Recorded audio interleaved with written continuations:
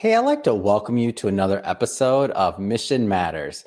My name is Adam Torres, and if you'd like to apply to be a guest on the show, just head on over to missionmatters.com and click on Be Our Guest to Apply. All right, so today I have Xander Page on the line, and he's founder and CEO of Trusted Ally Home Care. Xander, welcome to the Hi, show. Adam. Thank you. Thanks for having me.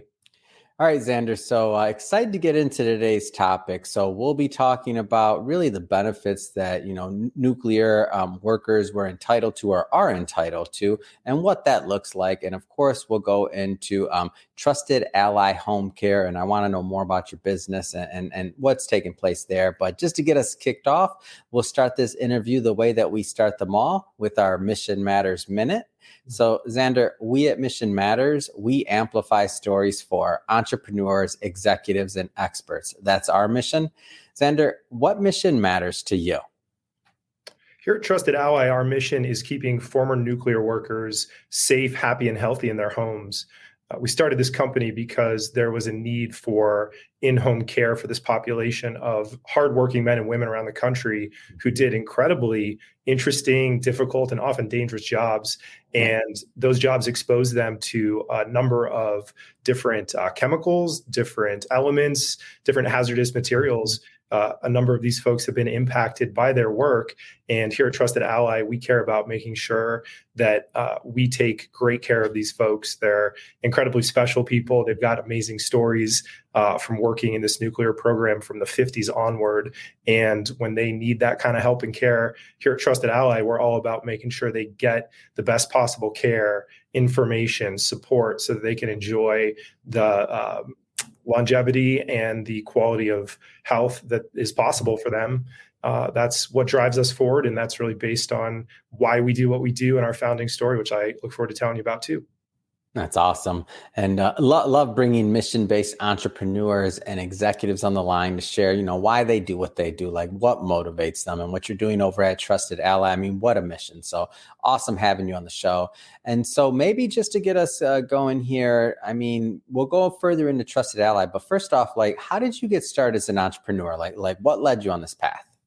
So it started probably about 20 years ago. I went to a summit here in Colorado, and two speakers were Mohammed Yunus, who's the grandfather of microfinance over in India, and John Hatch, who is a US-based entrepreneur also in microlending.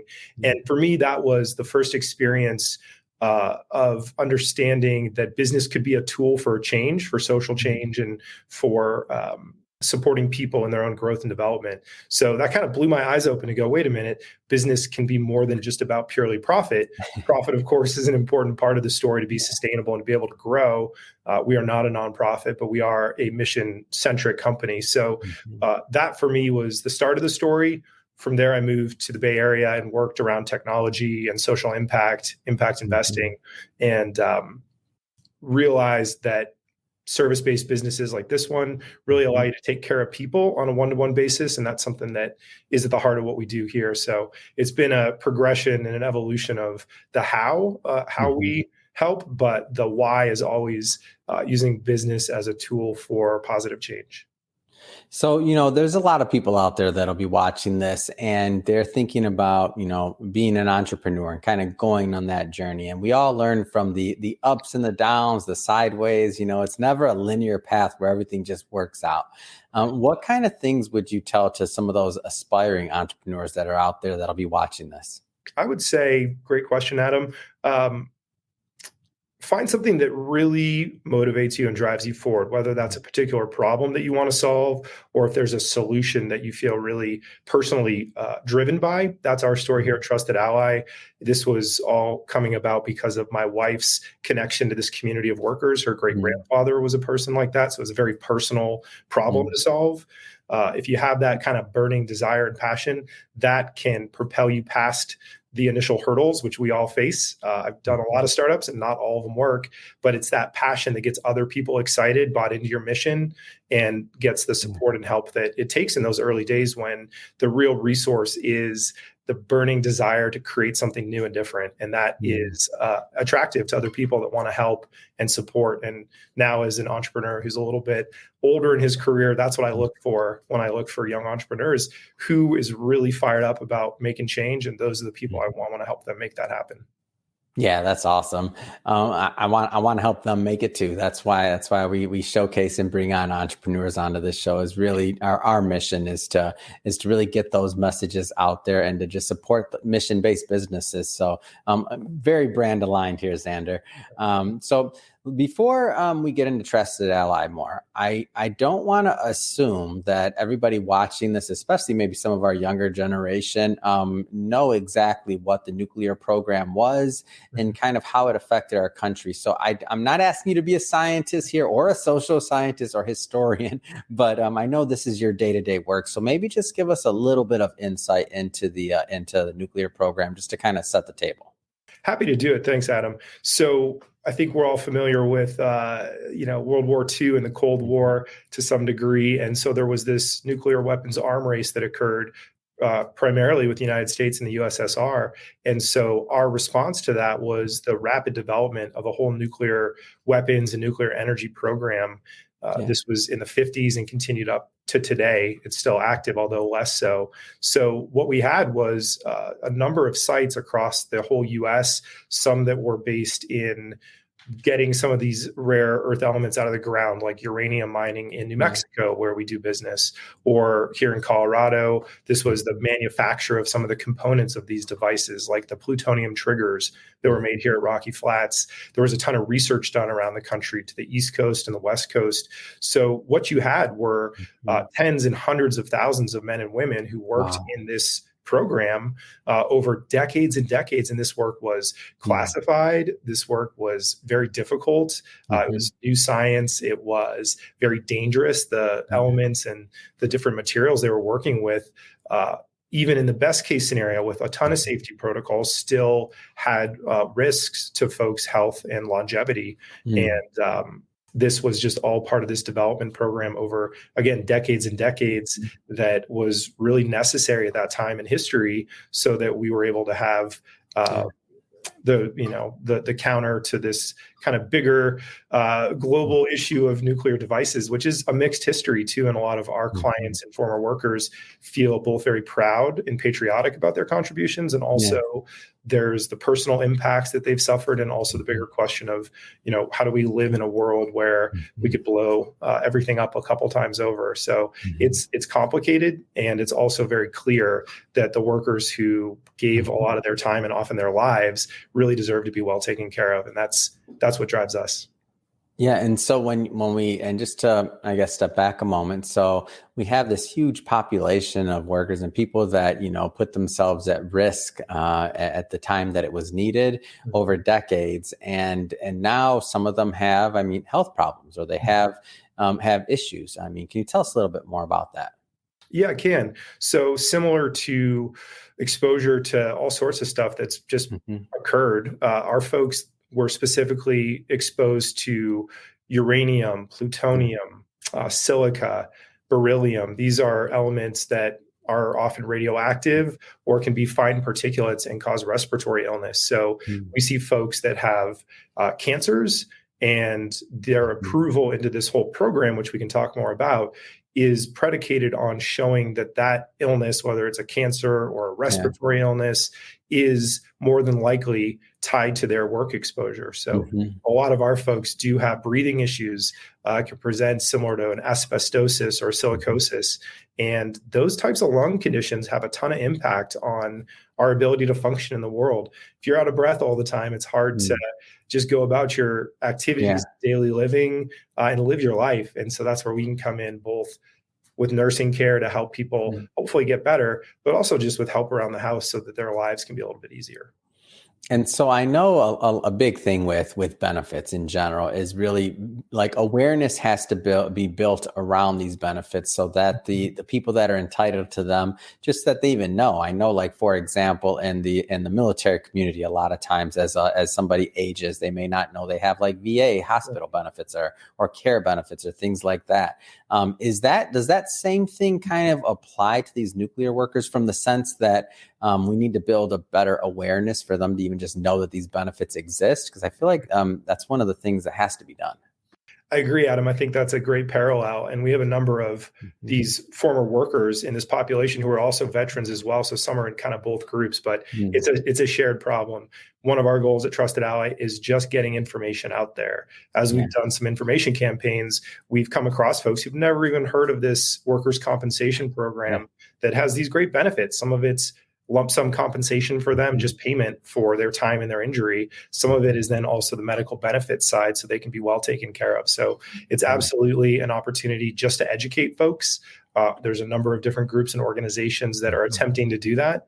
And here at Trusted Ally, that is one of our missions too, whether we can be that information resource or whether we can turn people over to the Department of Labor has resource centers. They've got folks as well. So we really try to be not just a home health care provider, but also an information resource for these folks, their surviving spouses or children too, their survivor benefits. So more than anything, we just like connecting people with options and saying, hey, we know something about what you did just because of the nature of your work. How can we help? Sometimes it's home care. Sometimes it's just information and saying, here's where you may go next. So listening to your background, right? So, tech, Silicon Valley, San Francisco.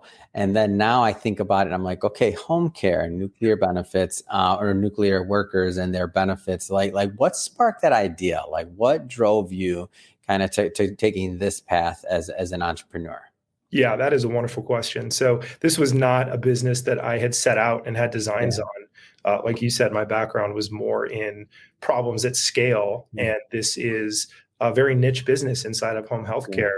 So this came about because my girlfriend at the time, now wife, had a family member. Her great grandfather was a worker at a couple different sites in the program, and she got exposure to how important this program was. The quality of home healthcare that she saw her great grandfather receive really, I think, changed her life, in that she saw his quality of life improve, his longevity improve. So she saw, wow, this special group of people really needs help. Wow. She and I were having a conversation 10 years ago.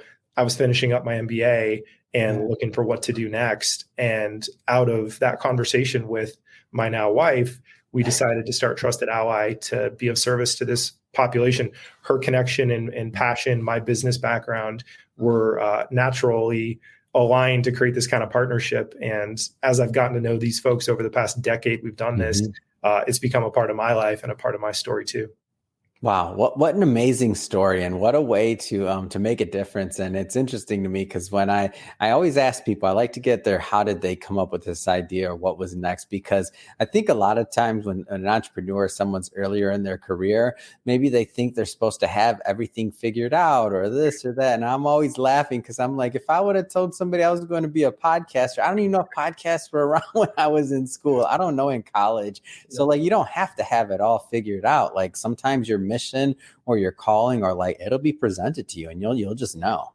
I think that's exactly right, Adam. This was one that just seemed like, why not do it? We didn't have designs on being as big as we are, and now we're continuing to grow. It was really to do something different and provide outstanding care. There are a number of providers in this somewhat small niche, and what we had seen was some folks weren't getting the fulfillment on the promises that were made. They weren't getting the care that they really frankly deserve. So we started out doing the unskilled side of home health aides. And then about 5 years ago, we started doing the nursing side too. And our goal is to continue to just educate and find people that we can help. But again, it wasn't something that was on my landscape of career options. And I'm so grateful to my wife that she introduced me to this amazing population. It's that alignment of service and business that was always what I was doing. This is just a different flavor of it. So, okay. So, you're at the table, you have the idea at some point, and however those conversations looked, at some point you both made the decision, hey, we're all in, we're going for this thing. Like what happened next? Like tell us a little bit more about how it got started. Yeah, so we started kind of slow, like I think some startups do. I had some other projects still kind of on the technology side that were going. My wife was doing some consulting. So we started small and said, hey, here's a group of people that their family members can actually be caregivers for them. And Wow. what we find a lot of times is the spouses, the children are the ones who are there every single day helping their loved one, helping their parent. Hmm. People have quit jobs to go be a caregiver, and within this program, oftentimes a family member can be a paid caregiver. And I mean, that is just such a blessing for folks who Yeah. are already doing the hard work. They're putting in the time. So we Hmm. started out focused on that group and said, hey, look, we'll handle the boring stuff. We can do the paperwork and the billing and all that. Yeah. We just wanted to support these family members. And from there, we just kind of grew through word of mouth. We haven't traditionally done a ton of marketing until the past few years because our brand at Trusted Ally uh, is about care that comes from the heart, and we're Yeah. doing things for the right reason, and people tell their friends that. So we started with that unskilled side, and then as we were referring folks out to other agencies and they weren't getting that same level of care on the nursing side, we decided why not go down that road too. And that was about 5 years ago. We started the nursing side, and from there we haven't really looked back. It's been great growth. We're now able to provide holistic service for folks, and Hmm. oftentimes all the way through their lifespan, we're able to be with them and partner with them and their families. So it's Yeah. been, I think, like a lot of stories, you just kind of stick with it. You never quit. Mhm. If you're in it for that right reason or that heart-centered reason, Mhm. then you see those opportunities to scale. And we've jumped on that, and now we're going into our third state this year and have designs for. Wow. Well, congratulations on the third state, and nothing's ever easy, and it's just awesome to hear because of your what you're aligned in doing and helping these workers. I mean, it's just really a win-win scenario, and it sounds to me like, correct me if I'm wrong, that like the business model as it's evolved and it's kind of progressed to the point to where you're really handling the patient or the worker through their entire life cycle towards this part, because it sounds like it would start off with maybe it could start off with like you said, the family member or something else like that, but then as they progress and maybe they get up there in age or have more needs, then maybe they go into the skilled nursing and then so on. Like, can you tell me a little bit more about just the life cycle of that and how all that Yeah. works? Yeah, absolutely, Adam. Thanks. We're an agency that meets people where they are. So we Mm. want to provide the level of care that's needed, but also we're very proactive in making sure we keep people healthy. So what we do when we meet a client is we understand where they worked, what their needs were. Yeah. Are they approved in this program already, or do they need some Mm. information and support figuring out how to get approved? It can take years, up to, we've heard, 5 to 10 years to get all the paperwork done to be able just to get Wow. approved into the program. So that can be burdensome for a family who are Yeah. already dealing with a loved one with health issues. We try to make that process smoother and refer out to resources to help with that. Mm. But we really do try to understand someone's their case. What's their Mhm. medical history? What are their current needs? What are the future needs? From there, we want to match with nurses who stay with our folks. One Mhm. thing we do a little differently here is we look to create relationship between Yeah. the client, their family, and the caregiver. One of the best compliments we've ever received is from a person in this patient population who'd been to 3 or 4 of our competitors and Mm. now has been with us for a number of years. And she said, you keep nurses with me. We're not constantly rotating them out. So it's not Yeah. just new that you answer the door and they're there. We Mm. look to find folks who are compatible and can create that type of relationship. And our Mhm. caregivers often become like second family for our folks. And that's, for us, I think, the highest standard, where Mm. they really become more than just a nurse or a home health aide or CNA. They become a Yeah. trusted part of that person's life. And we can be with someone all the way from, they may need a couple visits a week, Mhm. all the way up to, we have clients who are 24-hour day clients that need Yeah. constant care and monitoring. And it seems like also that, and I'm just a fan of working with an expert or somebody that really understands their niche. So based off of you understanding, the paperwork and a lot of these other things and really focusing on the needs of this very specific population, I mean, it just allows you to provide some different things or even some different insight than maybe other providers would be able to do that are working with many different populations. Am I off on that, or? I would say you're very, very on that. Mm. We've found that there are bigger home health agencies. Home health care is just a growing industry as the baby Yeah. boomers want to age it in place and stay at home, of course. What we Hmm. found is some of the bigger agencies will try to take on some of these clients in Hmm. this former nuclear worker population. It's specialized in, like you said, the approval process. The care Hmm. that we deliver is standard home health care. Yeah. The care itself can be specialized to the conditions that we see, the cancers and the respiratory illness, but it Hmm. really is, as you said, the upstream experience and knowledge that we have over doing this for a decade of how Hmm. do we help navigate the Department of Labor. Yeah. It's complicated. It can take a lot of time, and it's very stressful. And we look to take as much of that off of our clients' plates as possible. Mm. Talk about working with the families, because I feel like a lot of times, especially depending on what stage and the worker's journey they're on, like the families are very involved and they need to be part of that team, so to speak. So tell me a little bit more about the family and how everybody kind of works together as a team there. Yeah, we look to involve family to whatever degree the client wants them Mhm. involved and whatever degree the family wants to be involved. So Yeah. sometimes you have a family member who's living there and the client is receiving 24-hour care. There's a lot of communication and coordination. It is never easy, I think, having a person who is at first a stranger Mhm. and then becomes a trusted advisor over time come into your home. And so we're really Yeah. sensitive to how do we do communication? How do we create a partnership there? Our folks are screened and vetted. We like to hire the best of the best for our folks. So we really want to create that trusted relationship. And that really just is a matter of checking in and saying, what do you need? How can we help? And with the family members, it's often the case that they're doing a lot of this on their own. So when we can bring in some of this outside help that are great at what they do, they're trustworthy, they're kind and compassionate, it gives the family members often a chance to just take a breath and relax, maybe get out of the house for the first time in a while, just know that their loved one's going to be well taken care of. And oftentimes it, reduces anxiety. We hear so many thank yous from folks about how their lives have improved, the family members' lives, not just the clients. So it really is about being of service to the population, the workers front and center, and then the family around them.